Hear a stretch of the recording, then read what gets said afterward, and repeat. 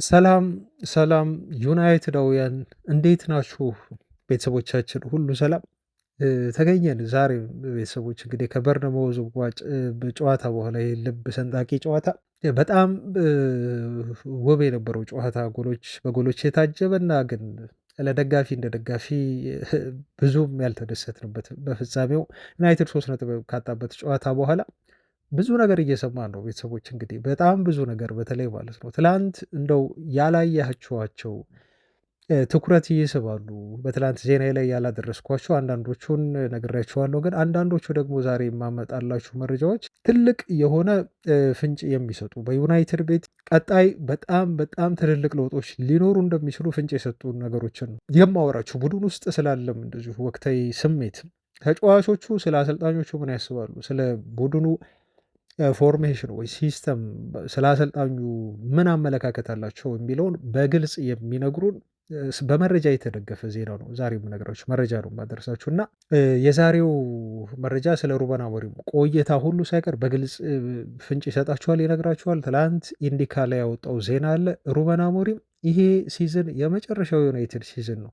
ከዚህ ሲዝን በኋላ ተአምር ተፈጥሮ አሰልጣኙ ተቀይሮ ውጤቱን ቀይሮ ዩናይትድን ወደ አውሮፓ መድረክ ካልመለሰው በስተቀር የሩበን አሞሪም የመጨረሻ ጊዜ ነው፣ የመጨረሻ ሲዘን ነው። ማን የክለቡ ሰዎች እነማንን ይዘዋል፣ በእነማን ሊተኩት ነው ለሚለውም እንደዚሁ ምላሽ አለ። በሱ ዙሪያ ያሰጣችኋለሁ። የኮቢ ሜኖ ፍሪሜኖ የምትለው ቲሸርት የወንድሙ አርጓት የገባ አሁንም አዋራ አስነስታለች። ስለሱ ጉዳይ እናወራለን። ትልቁ ትላንት የተወራው በጣም ትልቁ ዜና የብሩኖ ፈርናንዴዝ ኢንተርቪው ነው። በኢንተርናሽናል ብሬክ ጊዜ ፖርቹጋል እያለ ሰጠው ኢንተርቪው አሁን ወጣ። ታይሚንጉን ጠብቆ ሊሆን ይችላል ትላንት የወጣው የብሩኖ ፈርናንዴዝ ይሄ ኢንተርቪው ምን ይዟል? ተጫዋቹ ምን ተናገረ? ስለ ዩናይትድ ያለው አመለካከት፣ ስለ ክለቡ ቆይታው፣ በአጠቃላይ ወዴት ሊያመራ እንደሚችል ቀጣይ ከዩናይትድ በኋላ እና ቀጣይ የሚፈልጉትን ክለቦች በተመለከተ ዜና አደርሳችኋለሁ ቤተሰቦች። አሁን ዩናይትድ አማካይ ቦታ ላይ አይ ቲንክ 4 አማካዮችን ሊያጣ የሚችልበት እድል አለ። በጣም ሰፊ ነው። 2 አማካዮችን የሚያጣ ይመስላል ክረምት ላይ በጣም ወሳኝ ቁልፍ አማካዮችን። ከዛ ውጭም ሌሎች አማካዮች ሊለቁ ይችላል። እስከ 4 ተብሎ ነው የሚጠበቀው። ክለቡ 6 አማካዮችን ይዟል በዝርዝር። ከስድስቱ 3ቱን ለማምጣት ነው ክለቡ እቅድ አድርጎ እየሄደበት ያለው። እነኚህ አማካዮች ማን ናቸው የሚለውን ዜና ነግራችኋለሁ። ሌሎችም ጉዳዮች አሉ። ብቻ አብራችሁን ቆዩ ቤተሰቦች። ቪዲዮን ላይክ አድርጉ፣ ነፃ ነው፣ ፍሪ ነው። እኛ ያበረታታል ቤተሰቦቼ። ስለዚህ ይህን ቪዲዮ 500 600 ላይክ እንድታደርሱት እና እንድትሰሙኝም ጠይቃለሁ። መልካም ቆይታ። ከበርንማውዙ ጨዋታ በኋላ ትላንት በሰራሁት ቪዲዮ ላይ ኮሜንቶቻቸውን ተመልክቼ ነበር እና ትንሽ ተስፋ መንጌ እያስቆረጥከን ነው የሚል አይነት ስሜት ያለው ኮሜንት አይቻለሁ። ትንሽ ኔጌቲቭ ሆንክ፣ ዩናይትድ አሁንም ቢሆን ቶፕ 4 የማጠናቀቅ እድል አለው ብላችሁ አስተያየት የሰጣችሁ ቤተሰቦች አላችሁ። አሞሪም ከክለቡ እስካልተሰናበተ የሚልም እንዲሁ ሀሳብ አለ። ዩናይትድ ሊሻሻል ተብሎም ኮሜንት ተደርጓል። ድጋፍ ከተደረገለት አሰልጣኙ እና አንዳንድ ተጫዋቾቹን የሚያመጣ ከሆነ ሊያሻሽለው ይችላል እና እስከ ሲዝኑ መጨረሻ ድረስ ሩበን አሞሪም በዩናይትድ ቤት መቆየት አለበት እና እስከዛ ድረስ ላይ ልታገሰው ፈቃደኛ ነኝ ያለም እንደዚሁ ቤተሰብ ኮሜንት ተመልክቻለሁ። ሌላው የተመለከትኩት ኮሜንት አብዛኛው እንግዲህ ችግሩ ሲስተሙ አይደለም፣ ችግሩ ተጫዋቾቹ ናቸው።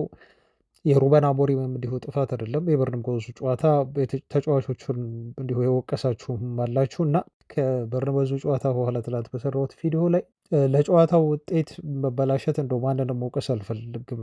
አጠቃላይ ቲሙ የተቆጠረበት ጎል ነው በጣም ሊክ የሆነው ዲፌንሱ ነው። በቃ ተጠያቂ ከሆነ ዲፌንሶቹ የሰሩት ስህተት ነው ለበርንማውዙ ጨዋታ ውጤት ማጣታችን ምክንያት ሆኖ ሊገለጽ የሚችለው እና ዲፌንሱን ሆነ የተጠያቂ የማደርገው ብዬ ነው ማስበው። ትላንት ምናልባት ሳወራ አልተረጋጋሁ ይሆናል ወይ ደግሞ ተምብኔሌ ላይ ስጠቀም ቶፕ 4 በቃ የኛ አይደለም ብዬ ያልኩበት የራሴ የሆነ ሀሳብ ስለሆነ ነው። እዛ ጋር እንደ ተመልካች እናንተ እንደ ዩናይትድ ደጋፊ ማንቸስተር ዩናይትድ ቶፕ 4 መጨረስ ይችላል ብላችሁ እንደፈለጋችሁ መከራከር ትችላላችሁ ቤተሰቦች። ኢቨን የፕሪሚየር ሊጉ ሻምፒዮን ይሆናል ብላችሁ ልትከራከሩ ትችላላችሁ። የእናንተ ሀሳብ ነው፣ ይሄ የኔ ሀሳብ ነው። ምክንያቱም በተደጋጋሚ ጊዜ ቡድኑ ያገኛቸውን ወደ ቶፕ 4 የመምጣት እድል እየተጠቀሙ አይደለም። ይሄን ተመልክቻለሁ ቤተሰቦቼ።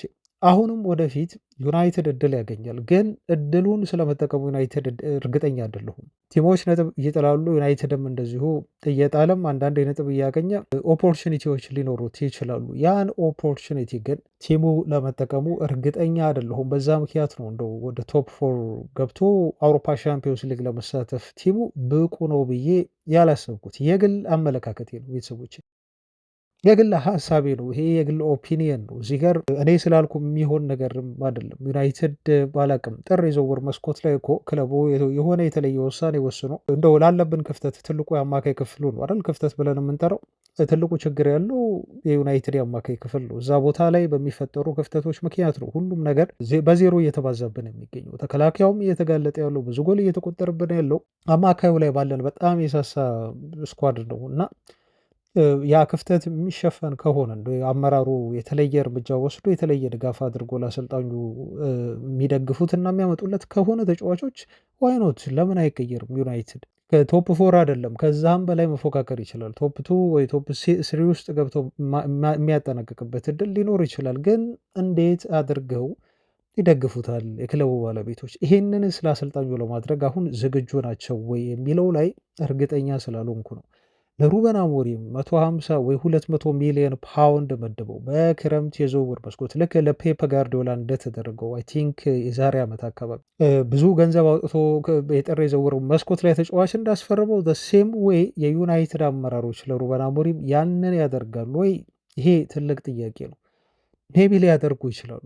የሆኑ ዝውውሮችንም ሊፈጽሙ ይችላሉ። በኋላ የምነግራቸው ነገሮች አሉ። ይሄን የሚያደርጉለት ሙሉ ድጋፍ የሚሰጡት ተጫዋቾቹን የሚያመጡለት ከሆነ አማካይ ቦታ ላይ በተለይ ዩናይትድ የማይቀየርበት ቶፕ ፎር ገብተው የማይጠናቀቅበት ምንም ምክንያት የለም። ቤተሰቦች ምንም ምክንያት የለም። ግን አሁን ባለው ሁኔታ አሁን ባለን ስኳድ አሁን ባለን በጣም ይሄ ተጋላጭ በሆነው የአማካይ ክፍላችን ላይ ማንቸስተር ዩናይትድ ካልተሻሻለ ስለ አውሮፓ መድረክ ማሰብ በጣም የዋህነት ነው። በጣም የዋህነት ነው ማለት ነው ቤተሰቦቻችን። ምክንያቱም ቲሙ በጣም ብዙ ጎል እየተቆጠረበት ነው የሚገኘው፣ ብዙ ጎል ማለት ነው። ከዛ አንጻር ነው ይሄን የተናገርኩት ቤተሰቦች እንጂ ለመደምደምም አይደለም። የግል ሀሳብ ነው። የሚቀየሩ ነገሮች ሊኖሩ ይችላሉ።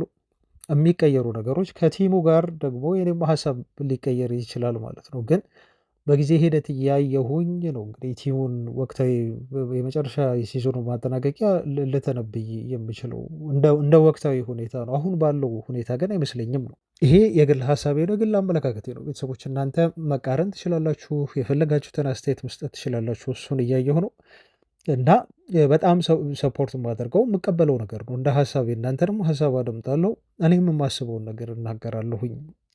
ከዛ አንጻር ነው እንዲህ ያልኩት፣ እናንተን ተስፋ ማስቆረጥ አንጻር አይደለም። ያ ቢሆንማ ዜናዎችን ለምን እየተከታተልኩ አደርሳችኋለሁ። ዩናይትድ እኮ በጣም እንደው ደጋፊውን እያስከፋ ነው የሚገኘው በዚህ ሰዓት፣ እኛንም እኔንም ቢሆን ማለት ነው። እና እንደዚህ በጣም ትኩረት ሰጥተን ዜናዎችን እየሰበሰብን ወደ እናንተ የምናደርሳችሁ ያው ፓሽኑ ስላለን ለክለቡ ፓሽን ስላለን እንጂ ውጤቱ በጣም እንደ አስደስቶን አይደለም ወደ እናንተ መረጃዎችን እያደረሰን የምንገኘው ማለት ነው። በጣም መጥፎ የሆኑ ሞመንቶች አሉ፣ ጥሩ የሆኑ ማይረሱ ሞመንቶችንም ሰጥተውናል ተጫዋቾቻችን። ያንንም አብረን አሳልፈናል። ግን አሁን ከባድ ጊዜ እያሳለፈን ያለ ነው ከአምና ጀምሮ በተለይ ማለት ነው። ለክለቡ ፓሽን ለክለቡ ፍቅር ባይኖረን ግን ይሄን አናደርግም። እናንተ መታችሁ አትሰሙም። እኔም እኮ ኤነርጂውን አጣለሁ ስለ ዩናይትድ ማውራት ውስጤ ካለው ለክለቡ ካለኝ ጥሩ ነገር የተነሳ ነው በኢነርጂ የምሰራው እንጂ ስለ ሌሎች ክለቦች በሌላ ቻናል እንደዚሁ ማውራት ይቻላል ስለ እግር ኳስ። ኤኒዌይስ ግን ምልላቸው ፈልጌ ነው ቤተሰቦቻችን፣ የትኛውም ሀሳብ የተለየ ሀሳብ ስለ ዩናይትድ ሲመጣ አሁንም የተለየ ሀሳብ ነው። በትላንቱ ኮሜንት ላይ የተመለከትኩት አሞሪምን ይሰናበት የምትሉ አላችሁ፣ ይቆይ የምትሉ አላችሁ። በኋላ መረጃዎች አሉ አደርሳችኋለሁ። ስለ እሱም ቆይታ የወጡ አንዳንድ ጉዳዮችም አሉ በዛው ሁኔታ ላይ ማለት ነው። ፎርሜሽኑ አይደለም ችግሩ፣ ተጫዋቾቹ ናቸው። ተጫዋቾቹ አይደሉም ችግሩ፣ አሰልጣኞቹ ናቸው። የክለቡ አመራሮቹ ናቸው ችግሩ የምትሉ አላችሁ። በማርቲኔዝ ላይ ሁሉ የማርቲኔዝን ዝውውር ራሱ የጠቀሳችሁ አላችሁ። ማርቲኔዝን ማምጣት ነበረብን ስህተት ሰርተናል ብላችሁ ላሜንስን የወቀሳችሁ ማለት ነው ኮሜንት ላይ እና ብዙ ሀሳቦች ነው የሚነሱት። እነኝህን ሁሉ ሀሳቦች እንደ ደጋፊ እንመለከታለን። እንደ ደጋፊ ስሜታቸውን የገለጻችሁት ማለት ነው። ኢትስ ኦኬ። በበርንማውዙ ጨዋታ ላይ እንደው ብዙ አለለው ብዙም የምንለው ነገር የለም ስለዛ ጨዋታ እንዲ ኦልሬዲ በቃ አልፏል። ጨዋታው በጣም ጥሩ ጨዋታ ነበር ለገለልተኛ ተመልካች። እንደ ዩናይትድ ደጋፊ ግን ቅር የሚያሰኝ ነበር 3 ነጥብ ይዘን ባለመውጣታችን፣ ይሄ እርግጥ ነው። ዛሬ ማተኮር የምፈልገው ወደ ዜናዎች ከመግባቴ በፊት ግን ጨዋታውን ባደረገበት ሰዓት በወቅቱ የእናንተ ላታዩዋቸው ትችላላችሁ ብዬ ገመትኳቸው። ምናልባት የምታዩዋቸው ቤተሰቦች ያላችሁ እና በጣም ወሳኝ የሆኑ ሞመንቶች አሉ ከካሜራ ውጪ የነበሩ ግን በአማተር ተመልካቾች የተቀረጹ የካሜራ ቪዲዮዎች ወጥተው የተመለከትኳቸውና ይሄ ነገር በቡድናችን ላይ ቡድናችን ውስጥ ያለውን ስሜት ምናልባት ሊገልጽ ይችላል ይሄ ጉዳይ ብዬ ስላሰብኩ 1 3 ወይ 4 ጉዳዮችን አነሳላችኋለሁ ማለት ነው። አሁን ወደዛ ነው የምናልፈው። የመጀመሪያው ማነሳላችሁ የካሳሜሮን ሁኔታ ነው እና ካሳሜሮ ተቀይሮ የወጣው 60ኛው ደቂቃ አካባቢ ነው። ታውቃላችሁ ኮቢ ሜይኖ ነው ቀይሮት የገባው። ልክ ተቀይሮ ሲወጣ አሞሪም ተነሉ ላይ አለ እዛ መስመሩ ላይ ማለት ነው እና አሞሪም በሰላም ጨብጦት ወደ መቀመጫው ወደ ቤንች መቀመጫው ነው ያመራው። ካሳሜሮ ውሃውን በእጁ ይዟል። ከዛ ቀጥታ በዩናይትድ የአሰልጣኞች ስታፍ አባላት የተቀመጡበት ቦታ አለ፣ ተጫዋቾች የሚቀመጡበት ቦታ አለ እና አይ ቲንክ ቪዲዮውን ካላያችሁ ተመልከቱት። ፌስቡክ ላይ ያለ ምናልባት ቲክቶክም ላይ ልታገኙት ትችላላችሁ። ካሳሜሮ ሰብስቲቲዩት ሲደረግ ያሳየውን ሪያክሽን ብላችሁ ሰርች አድርጉ እና በዚህ ቪዲዮ ላይ ታዲያ ካሳሜሮ ምንድነው ያለው? አይ ቲንክ ፖርቹጊስ ይመስለኛል የተናገረው። አብዛኞቹ የዩናይትድ ስታፍ አባላት የአሰልጣኞች ፖርቹጊስ ተናጋሪ ናቸው። አሞሪም ያመጣቸው በጩኸት ነው የሚናገረው እና በመቀየሩ ደስተኛ እንዳልሆነ ግልጽ ነው። ካሳሜሮ ግን ቁጣው በጣም ኦቨር ነበር። ከልክ ያለፈ ቁጣ ነበር ሲቆጣቸው የነበረው። በጣም ይጮሃል፣ በጣም ይናገራል። አሞሪም የለም ልብ በሉ፣ አሞሪም እዛ ታች ነው የሚገኘው እዛ መስመሩ ላይ ማለት ነው እና የዩናይትድ የአሰልጣኞች ስታፍ አባላት ዝም ብለው እያዩት ነው ማለት ነው እንግዲህ ደንግጠው። ካሳሜሮ በጣም በንዴት ይናገራል። ለምን ተቀየርኩ ነው የሚለው። እጁ ላይ ውሃ ይዞ ነበር። ውሃውን ደግሞ ያዘውን ሃይላንዱን ሁሉ ይወረውረዋል። በጣም ንዴት ስላችሁ በጣም ከፍተኛ ንዴት ማለት ነው በመቀየሩ። ይሄን አላሳየንም ግን ካሳሜሮ ካሜራ ላይ ተቀይሮ ሲወጣ እናያለን። ብዙ ጊዜ ተጫዋቾች ተቀይሮ ሲወጡ እዛ ላይ ዝም ብሎ ነው አልፎ እንትኑ ላይ ደረጃው ላይ ከወጣ በኋላ የሚቀመጡበት ቦታ ላይ በጣም በጩኸት የተናገረው ማለት ነው። እንግዲህ አንድ ደጋፊ ነው ቪዲዮን አንስቶ የለቀቀው እና ካሳሜሮ በመቀየሩ ደስተኛ እንዳልሆነ ትረዳላችሁ። ይሄ ነገር እኔ ምን ያህል ሩበን አሞሪም በጣም ከባድ ስራ ላይ እንዳለ ነው አንድ ያመለከተኝ። በጣም ከባድ የሆነ ስራ። ካሳሜሮን በየሳምንቱ በየጨዋታው እየተጫወተ ያለ ልጅ ነው ልብ ብሎ በየጨዋታው በየጊዜው ቋሚ ተሰላፊ ሆኖ አትሊስት ቢያንስ እንደው የዛን ቀን ከበርን መዝጋ በ60ኛው ደቂቃ ወጣ እንጂ እሱም የወጣው ቀይ ካርድ እንዳያይ በሚል ምክንያት ይመስለኛል አሞሪም ቀይሮ ያስወጣው። ምክንያቱም ቢጫ አይቷል። ቀጣይ ጨዋታ ደግሞ ሚስ ያደርጋል ከአስቶን ቪላ ጋር። ቀይ ካርድ ካየ ደግሞ የባሰ ነው የሚሆነው ማለት ነው። ቅጣቱ እየጨመረበት ይሄዳል። ቡድኑም ቢሆን የማሸነፍ እድሉ በጣም ጠባብ ነው ቢሆነው። ስለዚህ አሞሪም ምንድን ነው ማድረግ ያለበት? ካሳሜሮ ማስወጣት ነው። ከካሳሜሮ ባህሪ አንጻር ታክል ለመውረድ በጣም ይቀለዋል። ቲም እየተጠቃ ባለበት ሰዓት በተለይ በጣም ኢዝሊ ነው ታክል የሚወርደው እና አሞሪም እሱን መቀየሩ በጣም ትክክል ነበር በሰዓቱ በጣም ትክክል ነበር እና የሚያስጮህም የዩናይትድ የአሰልጣኞች ቡድን ስታፍ አባላት ላይ በዛ መልኩ በፖርቹጊስ እንደው ትርጓሜውን አላውቅም። በነገራችሁ ላይ ቤተሰቦች ግን እንደዚህ እንደሆነ አንድምታው እንደዛ እንደሆነ ያስታውቃል። ቶኑ በቃ ለምን ቀየራችሁኝ አይነት ነው። የሆነ ነገር እያወራ ነው ብቻ ደስተኛ አይደለም ማለት ነው። አሞሪም ግን ትክክል ነው ያደረገው ነገር። ኮቢ ሜኑን አስገባ። ሜኑ የተወሰነ ኳስ ኮንትሮል አድርጎ ደግሞ በጣም ጥሩ ፐርፎርም ያደረገበት ጨዋታ ነበር ተቀይሮ ከገባ በኋላ። ስለዚህ ሩበን አሞሪም ምን አይነት እሳት ላይ እንደተጣደ ተመልከቱ። ምን አይነት እሳት ላይ ማለት ነው። በኋላም ነግራችሁ ነገሮች አሉ። አንዱ ይሄ ነው የታዘብኩት ከጨዋታ ውጭ። እናንተ ካያችሁት አላያችሁት አላውቅም። ሌላው ሁለተኛው የብሩኖ ፈርናንዴስ ነው። ስለ ብሩኖ ፈርናንዴስ ዜና አለኝ እነግራችኋለሁ በኋላ ላይ። ትላንት በጣም አንገብጋቢ የሆነ ወሳኝ የሆነ ቃለ መጠይቅ ሰጥቷል ተብሎ ወጥቷል ዝርዝሩ። በሱ ጉዳይ እናወራለን። ትላንት ግን ብሩኖ ፈርናንዴስ ልክ ማንቸስተር ዩናይትድ ጨዋታውን እንደጨረሰ ልክ ዩናይትድ የሆነ ፋይናል ላይ ደርሶ ዋንጫውን እንዳጣ አይነት በጣም ከፍተኛ የሆነ የያዘን ስሜት ነው የተሰማው። ከትላንት በስቲያ ማለት ነው ጨዋታው ላይ ብሩኖ ፈርናንዴስ እንደዚህ ያዝኖ ተመልክቼ አላቅም። ምናልባት በጣም በጥቂት ጨዋታዎች ላይ በጣም ከፍተኛ ሀዘን ነበር የተሰማው ትላንት። ትልቅ ፋይናል ላይ ዩናይትድ ዋንጫ ያጣ ያህል ነው የተሰማው የሚመስለኝ። በጣም ሊያለቅስም በቃ እምባው ቀሮ እንትን ብሎት ነበረ። በጣም ተከፍቷል፣ ፊቱ ላይ ያስታውቃል። በጣም ተናዶ ነበር እና አንድ ቪዲዮ ደግሞ ተመለከትኩ እዚህ ላይ ማለት ነው። ተመሳሳይ በደጋፊዎች የተቀረጸ ቪዲዮ ነው። ልክ ጨዋታው ካለቀ በኋላ ብሩኖ ፈርናንዴዝ ወደ ደጋፊዎች ሄዶ ማጨብጨብም እንደሌላው ጊዜ አልፈለግም። መሀል ሜዳ ላይ ቆሞ አጠገቡ ይኸው ቪዲዮን ዴይሊ ሜል የተባለ የቲክቶክ አካውንት ላይ ታገኙታላችሁ። የዴይሊ ሜል ቲክቶክ ላይ እና መሀል ሜዳ ላይ ቆሞ አጠገቡ የአሰልጣኞች ቡድን አባል ስታፍ አለ። እሱ ላይ የሆነ ነገር እያለ ነው፣ እየተናገረ ነው፣ ይናገራል። ደስተኛ ያልሆነበት ነገር አለ እና ተጫዋቾች የሆነ ሰንበዴ ተጫዋች መጥቶ ጨበጠው፣ ግን እሱ አሁንም ቅሬታው ላይ ነው፣ ንዴቱ ላይ ነው። ታውቃላችሁ፣ ይናደዳል በጣም። ከዛ ደግሞ ካሳሜሮን መጣ ማለት ነው እና ካሳሜሮን ሲመጣ በጣም ነው ያወራው።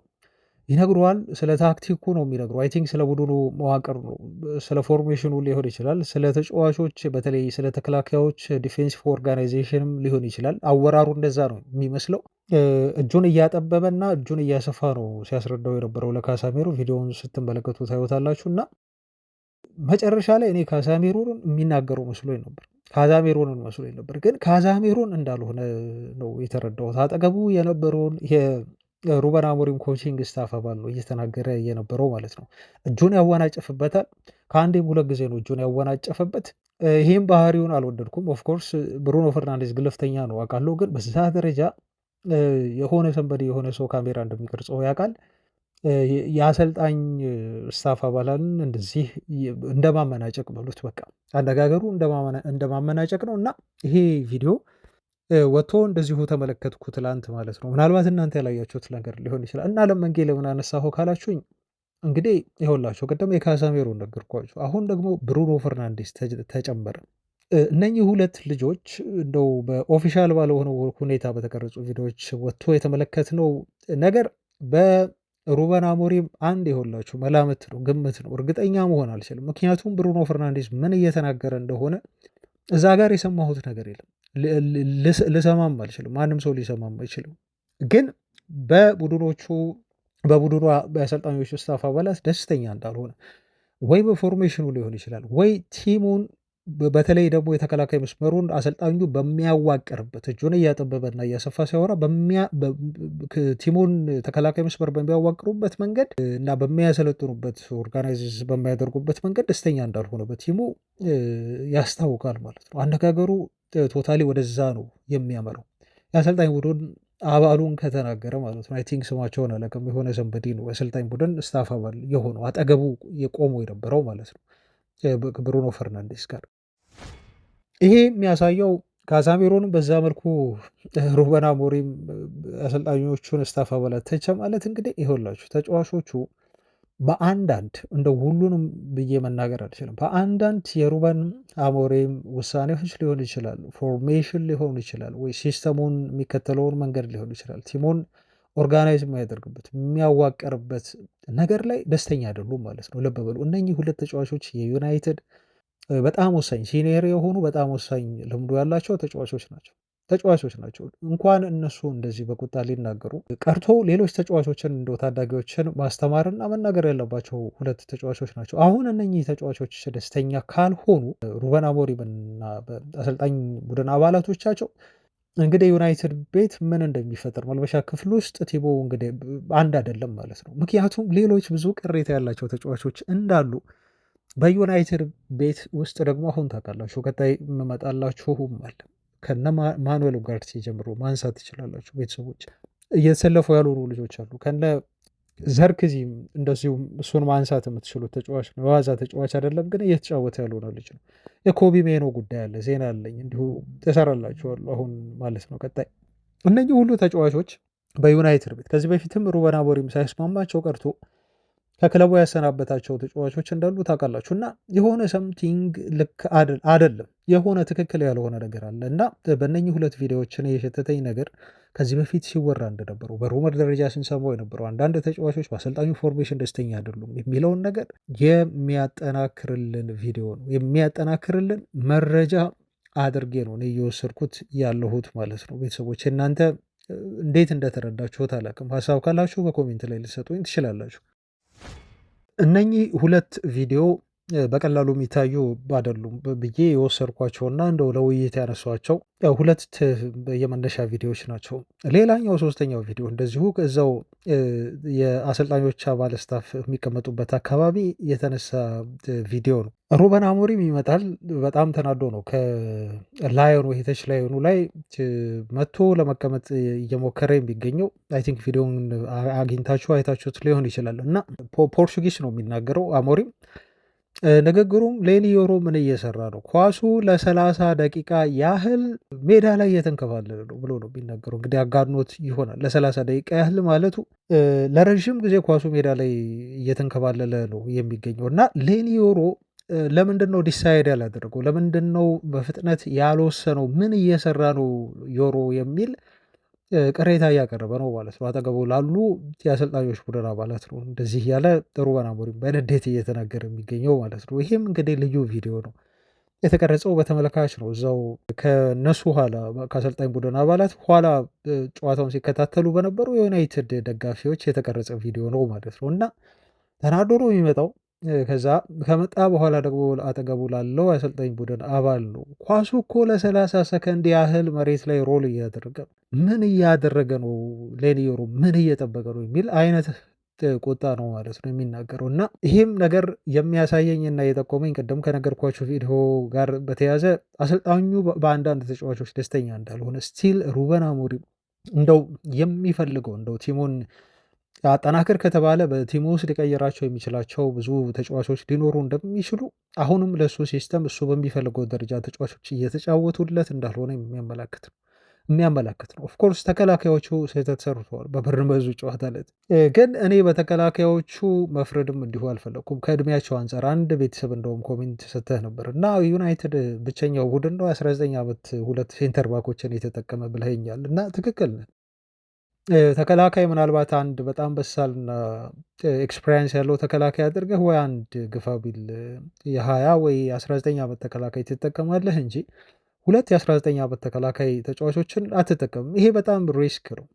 ተከላካይ ብዙ ጊዜ በሰለ መሆን መቻል አለበት። ግን ሁኔታዎች ናቸው። ከቮልቭስ ጋር ስንጫወት ሄቨር በጣም ምርጥ ነበር፣ እኛም በጣም አደነቅነው እና ቀጣይ ጨዋታ ቤስት እንደሚሆን ምንም ጥያቄ የለውም። ቮልቭስ ላይ ካሳየው ብቃት አንጻር ማለት ነው። ዮሮን ያስገባው ደግሞ ለምን መሰላችሁ? የሞሮኮ ብሔራዊ ቡድን ፈቃድ አልሰጠም ለዩናይትድ ማለት ነው። የካሜሩን ሰጠ፣ የኮትዲቫር ሰጠና አሰለፍ ናቸው አማድና ብሪያን ምቡሞን። የሞሮኮ ብሔራዊ ቡድን ግን አይሆንም፣ እኔ ራሴ ልምምድ የሚጀምረው አዘጋጅ ስለሆንኩኝ በዛን ቀን ነው ጨዋታውን ባደረግንበት ማለት ነው። ሰኞ ቀን ልምምድ ስለምንጀምር ማዝራዊን እንዲጫወት አንፈቅድም፣ ላኩት ወደኛ ብለው ነው ያስላኩት ማለት ነው እና ዩናይትዶች በጣም ተከፍተዋል በዚህ። ስለዚህ እዛ ቦታ ላይ ዮሮ የገባው በማዝራዊ አለመኖር ምክንያት ነው፣ ወደ ሞሮኮ ብሔራዊ ቡድን በመሄዱ ምክንያት ነው ማለት ነው እንጂ ዮሮ ሊገባ አልነበረም ነበር በወቅቱ ማለት ነው። እና ሩበን አሞሪም ተቸግሮ ነው ያን ያደረገው። ኦፍኮርስ ተጫዋቾቹ ግን ስህተት ሰርተዋል ማለት ነው። በተለይ ሄቨን ስህተት ሰርተዋል። ለአንዳንድ ጎሎች መቆጠር ደግሞ እሱ ተጠያቂ ነበር። ኦፍሳይድ ትራፕ አደራረግ ላይ በሉት በፍጥነት እንዲሁ ኳስ ላይ እንዲሁ እርምጃ ለመውሰድ ውሳኔ ያለመስጠት ላይ በሉት እሱም ሉክሾም ዮሮም የሰራቸው ጥፋቶች አሉ። የዩናይትድ የአማካይ ክፍል መጋለጥ እንዳለ ሆኖ ማለት ነው። ኤኒዌይስ ብቻ አሁን ተከላካዮቹን መውቀስን በዚህ ሰዓት አግባብ ነው ብዬ እኔ በግሌ አላስብም። ምክንያቱም ይማራሉ፣ ገና ታዳጊ ናቸው፣ በጣም ጥሩ ተስፋ ያላቸው ተከላካዮች ናቸው። እነሱ ላይ ለውጤት ማጣታችን ሙሉ ለሙሉ መደምደም አንችልም፣ ግን ስህተት እንደሰሩ ደግሞ ይሄን መናገር እንችላለን። 3 ነጥብ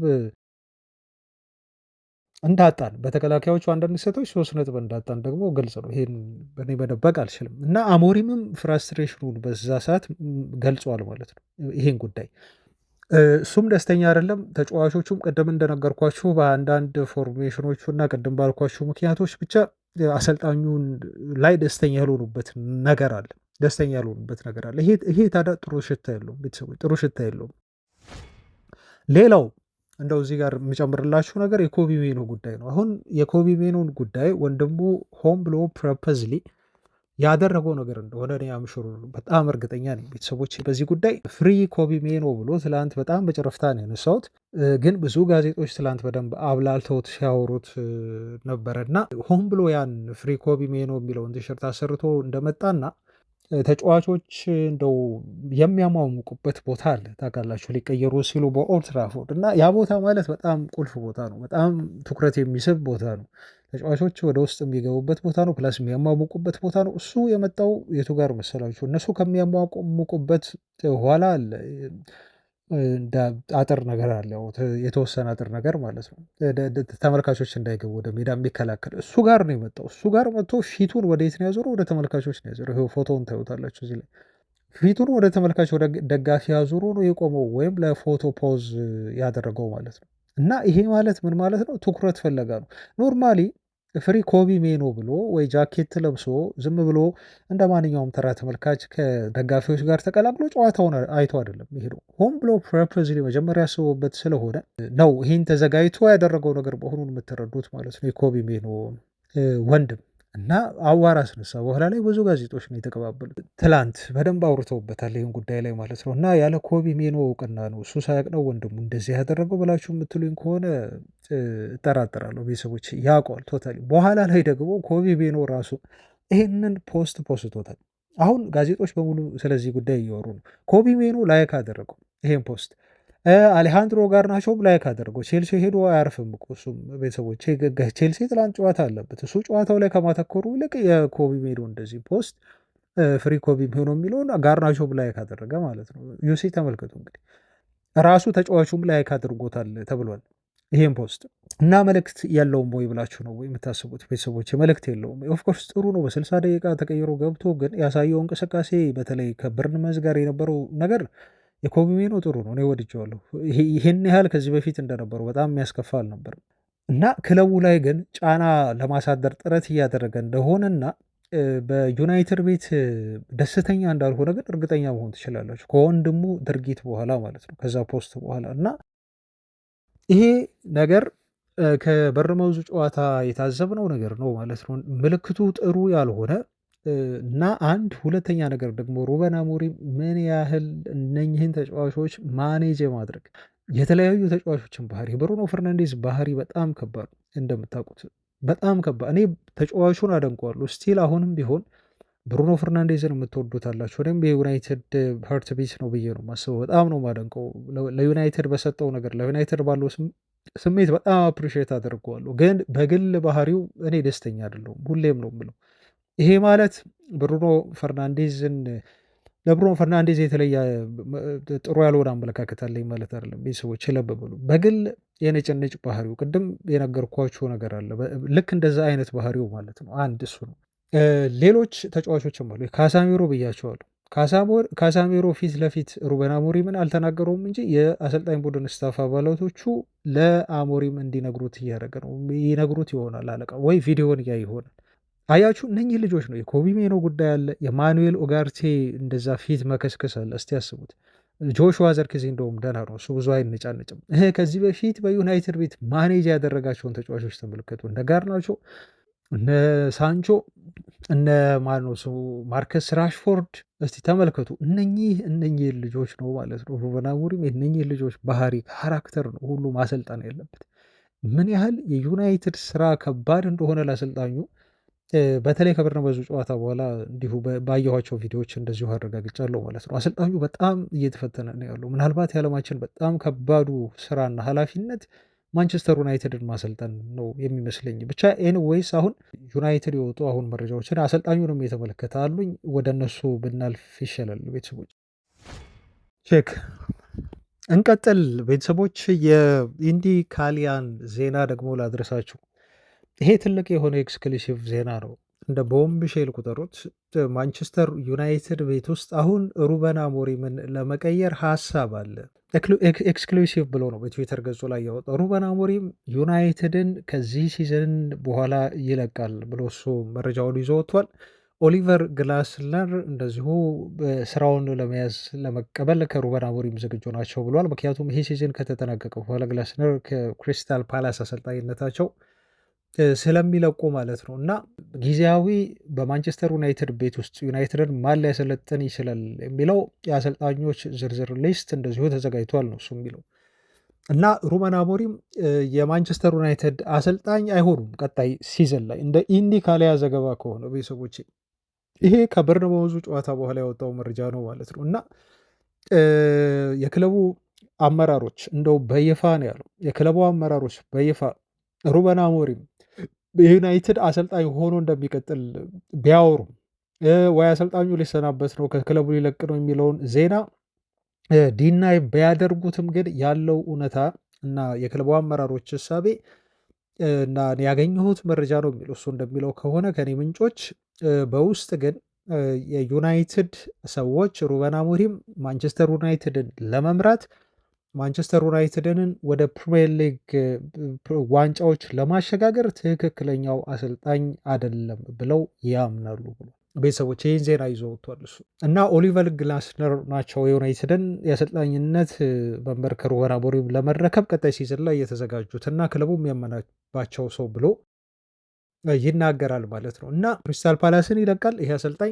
ከዚህ ይሄ ሲዝን የመጨረሻው ሲዝን ነው እና ምናልባትም እንግዲህ የአሰልጣኞች አንሰርተኒቲ በዩናይትድ ቤት ሩበን አሞሪም ባለመቆየቱን ተከትሎ እንደው ይቆይ አይቆይ የሚለው እስካሁን እርግጠኛ አለመሆኑን ተከትሎ ምናልባት በክለቡ የክረምት እና ሚን የጥር የዝውውር መስኮት የተጫዋቾች የዝውውር እንቅስቃሴ ላይ ተጽዕኖ ሊያመጣ እንደሚችል ምክንያቱም የዩናይትድ ሰዎች ሜጀር የሆኑ ዋነኛ ታርጌቶቻቸውን ከማምጣታቸው በፊት ቀጣይ የሩበን አሞሪምን ቆይታ ማወቅ እንደሚፈልጉ እና እርግጠኛ መሆን እንደሚፈልጉ ዝውውሮችን ከመፈጸማቸው በፊት ትንሽ ጥንቃቄ ሊያደርጉ እንደሚችሉ ኢንዲካ ላይ ጨምሮ እንደዚሁ ዘግቧል ማለት ነው። እና ክለቡ ይሄንን በጣም ድራማቲክ የተባለውን ውሳኔ ለመወሰን ዝግጁ ነው። ይሄም የሚሆነው ምናልባት ውጤቶች ከዚህ በኋላ በጣም በማይጠበቅ መልኩ የሚበላሹ ከሆነ በማይጠበቅ መልኩ የሚበላሹበት ከሆነ ሩበን አሞሪም ጊዜያዊ አሰልጣኝ ሁሉ ለማምጣት ክለቡ እያሰበበት ይገኛል እና ጊዜያዊ አሰልጣኝ ሁሉ እስከ ክረምቱ ድረስ ዩናይትዶች ሊቀጥሩ ይችላሉ ያለው ይሄ እንግዲህ ኢንዲካሊያ ዜና ነው ማለት ነው። እና ይሄ ዜና ያልተጠበቀ ነው። ክለቡ ከውስጥ ለውስጥ ምናልባት የሀሳብ ሊኖረው ይችላል። አንዳንድ ፍንጮችም አሉ። በነገራችሁ ላይ ለምሳሌ በወልቭሱ ጨዋታ ዕለት ተጫዋቾቻችን እረፍት ሲወጡ አንድ ኩላቻ ሆኖ ተገኝቶ ነበር ራትክሊፍ እና ከዩናይትድ ሰዎች ጋር እነ ቤራዳ እና ዊልኮክስ ጋር ጨዋታውን እየተመለከተ በጣም ክርክር የሚመስል አይነት ንግግር ሲያደርግ እንደዚሁ በፎቶ ታይቶ ነበር ራትክሊፍ ከጄሰን ዊልኮክስ ጋር። ይሄ አንዱ ምናልባት እንደ ፍንጭ እንደ ምልክት ልትወስዱት ትችላላችሁ። የሆነ ነገር ከጀርባ እየተደረገ እንደሆነ መናገር ይቻላል። እንደዚሁም የፎርሜሽን ለውጥ ሰሞኑን መወራቱ እንደውም ስለ ዩናይትድ ፎርሜሽን አላወራንም። ኦፍኮርስ ሰሞኑን እናወራበታለን። አሞሪም ወዶ ይሁን ተገዶ አላውቅም የዩናይትድን ያጫወት ስልት ሊቀይር ይችላል። በተለይ በአፍሪካ ዋንጫ ምክንያት የምናጣቸው ተጫዋቾች ስላሉ ግዴታ ወደ ባክፎር የመመለስ እድል አለው ተብሎ እየተገለጸ ነው ያለው። 4-3-3 አሞሪም ፎርሜሽኑ ሊቀይር ይችላል ተብሎ ተነግሯል ማለት ነው። ምናልባት ይሄ ከክለቡ የውስጥ ሰዎች የመጣበት ጫና ሊሆን ይችላል። ከዚህ በፊት ሰምተናል አይደል? የዩናይትድ አመራሮች አሰልጣኙ የሚጫወትበት ኢንፎርሜሽን እንዲቀይርና ኮንሲደር እንዲያደርገው ጠይቀውት እሱ በፍጹም ሲል በአቋሙ ጸንቶ ነበር። ካስታወሳችሁ ይሄ ዜና ወጥቶ ነበር። ነግረውት ነበር የዩናይትድ አመራሮች እንዲቀይር ፎርሜሽኑን ማለት ነው።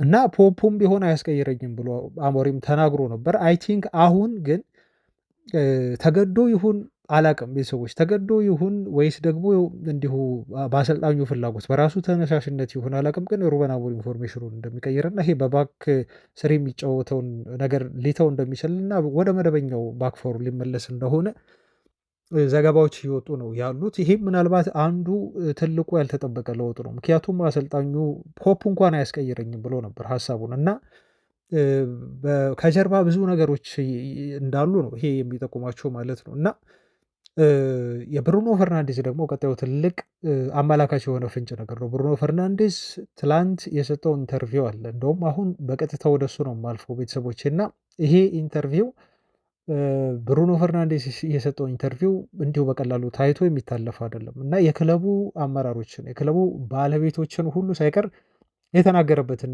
ኢንተርቪው ነው የሰጠው ማለት ነው። እና ሰሞኑን አይ ቲንክ ሰሞኑን በተለይ ከበርንማውዝ ጨዋታ በኋላ አንዳንድ የታፈኑ ነገሮች እየፈነዱ ይመስላል። በየቦታው እየፈነዱ የታፈኑ በጣም ከባባድ ነገሮች። የኢንዲካሊያ ዜና ምን ያህል እውነት ነው? ሩበን አሞሪም ከዩናይትድ ይሰናበታል ወይንስ ደግሞ በክለቡ ይቆያል የሚለው ሁላችንንም የሚያስማማ ላይሆን ይችላል፣ የሚከፋፍል ነው። ኦፍኮርስ ለሩበን አሞሪም ግን እስከ ሲዝኑ መጨረሻ እድል ይሰጠው በሚለው ሀሳብ ላይ በርካታ የዩናይትድ ደጋፊዎች የምትስማሙ ይመስለኛል። እኔም የምስማማ ይመስለኛል። ምክንያቱም አሁን ዩናይትድን ለማሰልጠን አሁን ሩበን አሞሪም ክለቡን ከለቀቀ በኋላ ዩናይትድን ለማሰልጠን መጥቶ ቶሎ ለውጥ ሊያመጣ የሚችል አሰልጣኝ አለ ብዬ እኔ በግሌ ስለማላስብ ነው እና አሞሪምም ላሳየው ትጋት ላሳየው ልፋትና ለክለቡ ላለው ፓሽን ዩናይትድን ለማሰልጠን ላለው ፓሽን እስከ ሲዝኑ መጨረሻ ድረስ በሙሉ ሲዝን ተሰጥቶት እስከ ሲዝኑ መጨረሻ ድረስ መታየት አለበት ብዬ አስባለሁ። አሰልጣኙን ለመገምገም በሲዝኑ መጨረሻ ምን ያህል ደረጃ ይዞ አጠናቀቀ የሚለውን ለማየት አይ ቲንክ የጥር የዝውውር መስኮት ላይ የተወሰኑ ተጫዋቾችን አምጥተውለት አማካይ እንኳን ቢያንስ አማካይ ሁለት አማካዮችን ቢያንስ አምጥተው አቬሬጅ የሆኑ ብዙ ገንዘብ አይወጡ ችግር የለም። በአሰልጣኙ ቆይታ ጥርጣሬ ካላቸው ግን ያምጡለት፣ በውሰትም ያምጡለት፣ ይስጡት አማካይና እስቲ ደግሞ እንዲሁ እስከ ሲዝኑ መጨረሻ ድረስ የዩናይትድ የአማካይ ክፍል ከተሻሻለ ደግሞ እስቲ ውጤቱ ምን ይሆናል፣ ጎሎች የሚቆጠሩብን ይቀንሳሉ ወይ፣ አሞሪም እንዴት አድርጎ ቲሙን ይሰሯል የሚለውን አይተን በሩበን አሞሪም ተስፋ ብንቆርጥ ይሻላል። ይሄ የግል ሀሳቤ ነው ቤተሰቦች፣ የኔ አመለካከት ነው እንጂ ክለቡም ግን ያደርገዋል በፍጥነት ብዬ አሁን አላስብም። አሰልጣኙን በሚድ ሲዝን ተጀምሮ እንዲህ እየተካሄደ ባለበት እና ብዙ ምትክ አሰልጣኞች አሁንም በማይገኙበት ሁኔታ ያሰናብተዋል የሚል እምነት የለኝም። ዜናው ግን በጣም ከዚህ በኋላ መነጋገሪያ ሊሆን ይችላል በስፋት የአሞሪም ስንብት ሁኔታ። ወደ ብሩኖ ፈርናንዴዝ ኢንተርቪው አመራን። እቺ ኢንተርቪው ከተደረገች ቆይታለች። በነገራችሁ ላይ በኢንተርናሽናል ብሬክ ጊዜ ነው የኢንተርናሽናል ጨዋታውን ለማድረግ ብሩኖ ፈርናንዴዝ ኢንተርቪውን በፖርቹጋል ያደረገው እና በፖርቹጋል ይህን ኢንተርቪው ካደረገ በኋላ ቆይቶ ግን ትላንት እንዲወጣ ሆነ። ኢንተርቪው ትላንት ተጠብቆ ነው ይሄ ኢንተርቪው እንዲለቀቅ ትላንት እየተደረገው። ለምን ትላንት ተመረጠ እሱን አላውቅም ቤተሰቦች። ብሩኖ ፈርናንዴዝ ግን ምን አለ በዚህ ኢንተርቪው ላይ የሚለው ነው ትልቁ ሀሳብ። እንደው በጣም አልቆይባችሁ ዛሬ በቅድም ጉዳዮች ላይ ብዙ ነገር ስለወራን ኢንተርቪው ላይ ካነሳቸው ሀሳቦች መካከል በጣም ወሳኝ የሆኑት ነገሮች ምንድን ናቸው? አንደኛ ማንቸስተር ዩናይትድ እኔን ሊሸጠኝ ፈልጎ ነበር አለ። ክረምት ላይ እንዴት ዩናይትድ ቤት እንደቆየ ታውቃላችሁ። ብሩኖ ክለቡ ሊሸጠኝ ፈልጎ ነበረ፣ ነገር ግን እኔ በዩናይትድ ቤት ለመቆየር ፍላጎቱ ስለነበረኝና በዩናይትድ ቤት መቆየትም እንዲሁ እመርጥ ስለነበረ ልቆይ ችያለሁ እንጂ የክለቡ ሰዎች በውስጥ ነው ያለው ብሩኖ ፈርናንዴዝ፣ በይፋ አይደለም። በውስጥ የክለቡ ሰዎች ግን እኔ እንድለቅ ይፈልጋሉ እና ዩናይትድ ሊሸጠኝ ፈልጎ ነበር የሚል አስተያየት ሰጠ ማለት ነው። ይሄ አንዱ ትልቁ ነገር ነው እሱ የተናገረው ነገር። የዩናይትድ አመራሩን ነው በቀጥታ ብሩኖ ፈርናንዴዝ የተናገረው። ባለፈው ክረምት ላይ ተጫዋቹ ሊለቅ ነው ተብሎ አንዳንድ ጥያቄዎችን ሲጠየቅም እንደዚሁ አስተያየት ሲሰጥ እናስታውሳለን። ብሩኖ ፈርናንዴዝ ምን ብሎ ነበረ? የዩናይትድ ሰዎች ሊሸጡኝ ከፈለጉ እኔ ውሳኔን አሳልፋለሁ። እኔም የራሴ ሀሳብ አለኝ፣ የራሴ ውሳኔ ወስናለሁ። ሊሸጡኝ የሚፈልጉ ከሆነ ነው ግን ያለው። ሊሸጡኝ የሚፈልጉ ከሆነ ግን አይ ዶንት ቲንክ ሶ ነው ያለው። በኋላ ላይ የዩናይትድ ሰዎች ሊሸጡኝ የሚፈልጉ አይመስለኝም፣ ፈቃደኛ አይደሉም፣ እንድቆይ ይፈልገዋል። የዩናይትድ የረዥም ጊዜ ፕሮጀክት አካል እንደሆንኩኝ ነግሮኛል ብሎ ነው እሱ የተናገረው ማለት ነው። አሁን ግን ያን ሀሳብ ቀይሯል ብሩኖ ፈርናንዴዝ። አሁን ቶታሊ ክለቡ ሊሸጠኝ ፈልጎ ነበረ ሲል ነው በግልጽ የተናገረው። ከሩበን አሞሪም ውጪ በክለቡ እንድቆይ የፈለገ ሰው አልነበረም ከአመራሩ ብሎ ነው እሱ የገለጸው ማለት ነው። በወቅቱ ታዲያ ስንሰማ ስለ ብሩኖ ፈርናንዴዝ ሊለቅ እንደሚችል ዜናዎችን ስንሰማ የክለቡ አመራሮች በራሱ በሁለት ተከፍለዋል የሚል ንግግሮች ነበሩ። ግማሹ ብሩኖ ፈርናንዴዝ ተሽጦ በሱ ገንዘብ እስከ 80 ነበር አቀረቡ ተብሎ የተገለጸው። በዛ ገንዘብ ዩናይትድ አማካዮችን ማምጣት ይችላል፣ ክለቡን ማጠናከር እንችላለን፣ መልቀቅ አለበት ብለው ያሉ ሰዎች አሉ። አይ ብሩኖ ፈርናንዴዝ መቆየት አለበት ብለውም ያሉ ሰዎች አሉ። የዩናይትድ አመራሮች ወይም ቦርድ አባላት በሉት በራሱ ተከፋፍለው ነበር በወቅቱ ማለት ነው። ብሩኖ ፈርናንዴዝ እንደዚህ ሲል ይናገራል። እኔ የገንዘብ ችግር የለብኝም አለ። በዩናይትድም ቤት በጣም ከፍተኛ ተከፋይ ከሆኑ ተጫዋቾች መካከል ነኝ ብሎ ነው የሚናገረው። ስለዚህ አሁን የእኔ ትልቁ ምኞትና ፍላጎት ገንዘብ አይደለም ብሎ ነው የተናገረው ማለት ነው። እና ስለ ገንዘብ ኮምፕሌን ላደርግ አልችልም ማለት ነው። ይሄ ከፍተኛ እና ትልቅ ገንዘብ ደሞዝ ከሚያገኙ ከፕሪሚየር ሊግ ተጫዋቾች መካከል አንዱ ነኝ ሲል ነው የሚናገረው። እና ገንዘብ እኔን ሊመራኝ አይችልም፣ ግን ወደ ሳውድ አረቢያ መጫወት ካለብኝ ግን እዛም ሄጄ ላደርገው እችላለሁ ሲል ተናግሯል። ከዛ ውጭ ደግሞ 2 ሊጎችን አንስቷል እንደዚሁ ብሩኖ ፈርናንዴዝ ማለት ነው። እና 2 ሊጎች ያነሳቸው ማን ናቸው? የስፓኒሽ ላሊጋን ልሞክረው እፈልጋለሁ አለ።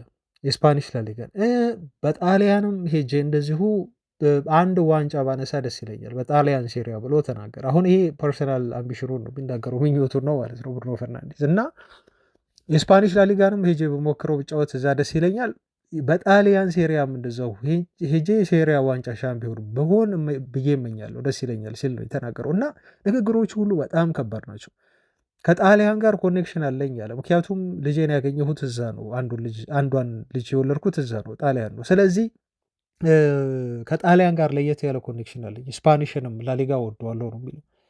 ወደ ሳውዲ አረቢያም ሄጄ መጫወት ካለብኝ ችግር የለብኝም እዛም ሄጄ ልጫወት እችላለሁ በሚል ነው ብሩኖ ፈርናንዴስ የሚናገረው ማለት ነው። እና አሁን እንደው ብዙ ስለ ንግግሩ በጣም ዲቴል የሆኑ ጉዳዮች አሉ፣ በስፋት ነው ያወራው ብሩኖ። እና አነጋገሩ በዩናይትድ ቤት እየበቃው ነው የሚመስለው ብሩኖ ፈርናንዴዝ። አሁን አይ ቲንክ አሁን ይለቃል እያልኳቸው አይደለም፣ ጥር የዝውውር መስኮት ላይ መረጃዎችንም ሳይ ትላንት ተጫዋቹ ከዚህ ሲዝን በኋላ ከዩናይትድ ጋር እንደሚለያይ ነው እየተናገሩ ያሉት። እና ቶኑ የተናገረበት ቶን እና የክለቡ አመራሮችን ከጀርባ እሱ እንዲለቅ ፈለገው የነበሩ አመራሮችን አጋልጦ ኢንተርቪው ያደረገበት ሁኔታ ተጫዋቹ አይ ቲንክ የመጨረሻው ሲዝን ነው የሚመስለኝ ቤተሰቦች በዩናይትድ ቤት የሚቆይ አይመስለኝም። እና ጋዜጦችም ይሄን ነገር ብሏል። ይሄ የመጨረሻው ሲዝን ሊሆን ይችላል ብሩኖ ፈርናንዴስ። ኮንትራቱ ላይ ደግሞ ምን አለው መሰላችሁ? ኮንትራቱ ላይ አምና ቢለቅ ኖሮ ዩናይትድ ይበልጥ ተጠቃሚ ይሆን ነበር። ዩናይትድ 80 እና ከዛ በላይ ሚሊዮን ፓውንድ ጠይቋል ለዚህ ተጫዋች ሽያጭ ወይም ይፈልጋል የሚል ወሬ ነበር። የሳውዲዎቹም ክለቦች ይህን ያህል ገንዘብ ያቀርባሉ ተብሎ ሲነገር ነበር። አሁን ግን ዩናይትድ ይህን ገንዘብ መጠየቅ አይችልም። ምክንያቱም ውሉ ላይ ብሩኖ ፈርናንዴስ ቀጣይ ሰመር ላይ ይህን ሲዝን ካጠናቀቀ በኋላ በ56.6 ሚሊዮን ፓውንድ መልቀቅ የሚችልበትን አንቀጽ አስገብቷል ከዩናይትድ ጋር ኮንትራቱን ሲያድስ ሲፈራረም። ስለዚህ ቀጣይ ክረምት ላይ ይህንን ገንዘብ የከፈለ የፕሪሚየር ሊግ ክለብ ብቻ አይሁን እንጂ ከፕሪሚየር ሊግ ውጭ ያለ ክለብ የትኛውም ክለብ በዚህ ገንዘብ ሊያስፈርሙ ይችላሉ። ዋቴቨር እናንተ በሉት። የሳውዲ ክለቦችም ሊሆኑ ይችላሉ። እንደተባለው የጀርመኑ ባየር ሙኒክ በጣም ይፈልገዋል። ሙኒክም ሊሆኑ ይችላል ቤተሰቦች፣ ወይ ብሩኖ ፈርናንዴዝ የተስማሙ የትኛውም ክለብ ብቻ ከእንግሊዝ የመጣ ክለብ አይሁን ብቻ ማለት ነው። ማድሪድም ሊሆን ይችላል። ይህን ገንዘብ ከከፈለ ዩናይትድ ልጁን ይለቀዋል ማለት ነው። ስለዚህ ባለፈው ክረምት ሊያገኝ ከሚችልበት ገንዘብ ወደ 25 ሚሊዮን ፓውንድ ዩናይትድ አቶ ነው ማለት ነው ቀጣይ ክረምት ላይ ብሩኖ ፈርናንዴዝን ሊሸጠው የሚገደደው።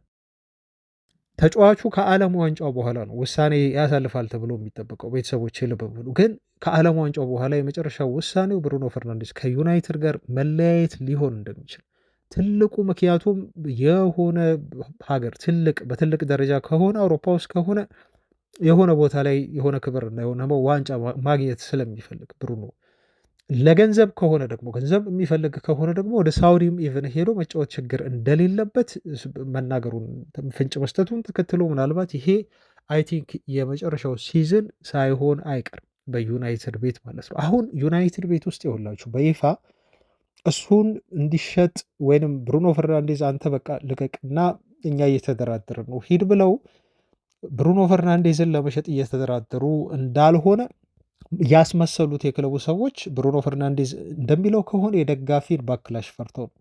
አስቡት። አሁን ደጋፊዎች ብሩኖ ፈርናንዴዝን የክለቡ ሰዎች ቢሸጡት በጣም ብዙ ተቃውሞ ይኖራል። ደጋፊዎች አሉት ብሩኖን መሸጥ ፈለጉ ይባላል። ብሩኖ ፈርናንዴዝም ሰበብ ያገኛል ማለት ነው። ክለቡ ሊሸጠኝ ፈለገ። እሱ እንደተናገረው ክለቡ ሊሸጠኝ የሚፈልግ ከሆነ ሬዲ ነኝ እንዳለው እንግዲህ አንድ ሰው ላይ መሳበቡ አይቀርም ማለት ነው።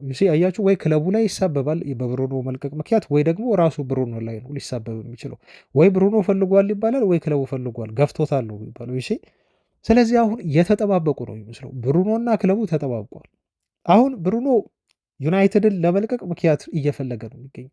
የክለቡ አመራሮች በቃ ሊሸጡኝ ፈልገዋል ብሎ ካል አሁን ደጋፊው ዩናይትድን ይወዳል። ኦፍኮርስ አውቃለሁ። እሱ ግን በዩናይትድ ቤት ክብር አላገኘም። ልጁ ክብር ስላችሁ ዋንጫዎችን ምናምን አላገኘም። አሁን እንደ ልፋቱ አንጻር ከዚህ በላይ ይገባዋል። እውነት ለመናገር ብሩኖ ፈርናንዴዝ የፕሪሚየር ሊግ የአውሮፓ ሻምፒዮንስ ሊግ ዋንጫም ይገባዋል። ግን ያን እያገኘ አይደለም። ምክንያት አለው ብሩኖ ፈርናንዴዝ ዩናይትድን ለመልቀቅ ማለት ነው። ግን ምክንያቱ ከክለቡ ቢመጣ ደስተኛ ነው። ክለቡ ሸጦኝ ነው ዩናይትድን እየለቀቅኩት ብሎ ቢወጣ ከዩናይትድ ጋር ያለው ትስስር ይሄ ከደጋፊዎች ጋር በሉት ወይ ከክለቡ ጋር ያለው አሁንም ኦፍኮርስ ሌጀንድ ነው ብሩኖ ፈርናንዴዝ፣ ምንም ጥያቄ የለውም በዚህ ጉዳይ ላይ።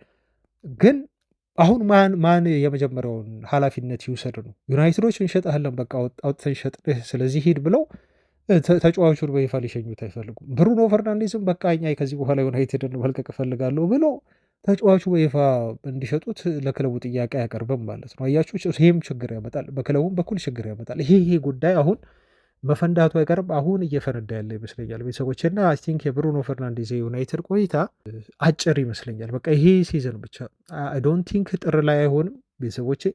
ክረምት ላይ ግን ውሉ አንቀጹ ብቻ ራሱን ያስገድዳቸዋል። አንቀጹ ብቻ ቅድም የነገርኳቸው አንቀጽ የትኛውም ክለብ መጥቶ ለብሩኖ ይህን ገንዘብ ከፍለው ይወስደዋል። አይ ቲንክ 99% እርግጠኛ ነኝ ብሩኖ ፈርናንዴዝ ከዩናይትድ የሚወጣ ነው የሚመስለው። አሁን ይሄንን ካልን ቤተሰቦች ይሄንን ካልን ዩናይትዶች እንግዲህ ብዙ አማካይ ሊያስፈልጋቸው ነው ማለት ነው። አስቡት፣ ካዛሜሮ ኮንትራቱ ያልቃል ይሄዳል። ብሩኖ ፈርናንዴዝም ይኸው እንደዚህ አይነት ሁኔታ ላይ ነው የሚገኘው። የኡጋርቴ ጉዳይ አለ። ማኑኤል ኡጋርቴ እንደውም ጥር ላይ ሁሉ ሊለቅ የሚችልበት እድል እንዳለ ነው ሪፖርቶች የሚጠቁሙ። የኮቢ ሜኖ ጉዳይ አለ። ይህም ልጅ አልተረጋጋም። ሩበን አሞሪም እስከ ቆየ ድረስ አይ ቲንክ ኮቢ ሜኖ በዩናይትድ ይቆያል እስከ ቀጣይ ሲዝንም የሚል እምነት የለኝም። ጥርም ላይ ክለቡን ለመልቀቅ ግፊት እያሳደረ ነው ልጁ። እነኝህን ሁሉ ነገሮች ስትመለከቱ በተለይ የሁለት አማካዮቻችን መቆየት እርግጥ አይደለም። እስከ 4 የሚደርሱ አማካዮች ዩናይትድን ሊለቁ ይችላሉ። ስለዚህ ክለቡ አጠቃላይ የአማካይ ክፍሉን ቶታሊ ለመቀየር ነው ከወዲሁ እያሰበ የሚገኘው። ቶታሊ የዩናይትድ የአማካይ ክፍል 6 አማካዮችን ይዘው እንደ ዴይሊ ሜል ጋዜጣ ዘገባ ከሆነ እነኝህን አማካዮች ከ6ቱ ቢያንስ 3ቱን ለማምጣት ግማሹን ለማምጣት ጥረት እያደረጉ ይገኛሉ። ኤሊየት አንደርሰን፣ አዳም ዋርተን፣ ኮነር ጋላገር፣ ካርሎስ ባሌባ፣ ታይለር አዳምስ እና ጆዋው ጎሜዝ የማንቸስተር ዩናይትድ እንደው በጣም ይቀየራል፣ ቶታሊ ኦቨርሆል ይደረጋል ተብሎ በሚጠበቀው ዩናይትድ አማካይ ክፍል በዝርዝር የተያዙ በግዢ ዝርዝር ውስጥ የተያዙ 6 ተጫዋቾች ናቸው ተብሎ ነው ማለት ነው የተጠቀሰው። ይህን ይመስላል ቤተሰቦች እንግዲህ ትላንት የሰማነው የዩናይትድ ጉዳይ ማለት ነው። በጣም ብዙ ነገር ነው የተወራው። እኔም ብዙ ነገር ብያቸዋለሁ። ኦፍኮርስ ሌሎችም መረጃዎች ወጥተዋል። እነሱን መረጃዎች ደግሞ ነገም እንመለስባቸዋለን። ሰሞኑን ስለምናወራ ብዙ ነገሮች ላይ ነገ መልሼ ያገኛቸዋለሁ። ብቻ አብራችሁኝ ስለነበራችሁ እስካሁን ስላደመጣችሁኝ ከልብ አመሰግናለሁ ቤተሰቦች። ሰላም ሁኑ ባይ